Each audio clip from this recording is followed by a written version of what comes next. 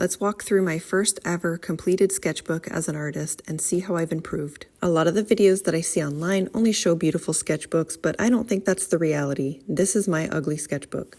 In the first pages, I was just trying to see what I wanted to do. I was trying doodles and practicing perspective and things like that. Then I started really getting into the marker art. This is where I really started getting into my style. I bought a course on Domestika called Expressive Architecture. You can find the link in the description below. And I was practicing loose ink sketching, which means no rulers, and I'm using alcohol markers here. This is when I started to realize I was an artist. I had recently read the book Share Your Work, and I started sharing my work online. To make it relevant, I started sketching local buildings and posting them in a local Facebook group. And suddenly people started reaching out asking me to do art for them. That was never on my radar. This was meant to be just a hobby for me. But I was so excited that I ran with it. But you can see my sketchbook is pretty ugly. I had to practice over and over again to improve. I made a commitment to myself to sketch every day. Not only did I get better at observing proportions, but I realized recently that the confidence of my lines has gotten a lot better. My color choices have gotten a lot better. This was a brief foray into portraits.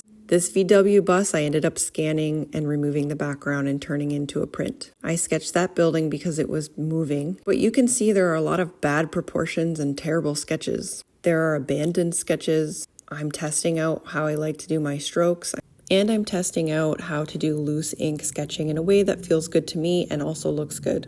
I have quite a few abandoned sketches here. I really didn't like how the backgrounds were looking, and you can see I'm testing different color palettes. And this was really before I started adding a lot of shadows. This teal building is a local building in my town, and it was the first one that I absolutely loved in this sketchbook. Here you can see I'm starting to play with more shadows and purple for shadows and playing with water and just doing silly little doodles, testing out instruments and people. And I was just really playing and having fun and testing out to find my style. By this point, I'm starting to discover what I like and don't like about alcohol markers. This one and the next one, I believe, are practices from the Expressive Architecture course or the artist who made that course. He was testing out how to hold my pen, how loose I wanted the lines to be. Here's the second attempt at doing this building here.